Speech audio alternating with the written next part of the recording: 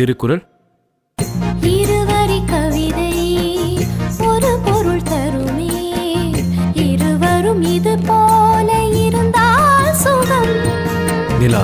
இரவினில் குளிக்கும் தேவதை இவளோ, வளர்ந்தே தேய்கின்ற வெள்ளை நிழல்.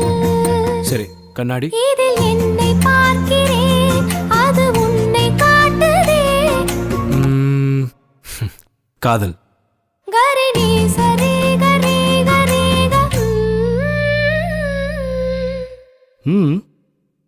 நம் நான்கு கண்ணில் தோன்றுகின்ற ஒற்றை கனவடா. Wow, beautiful.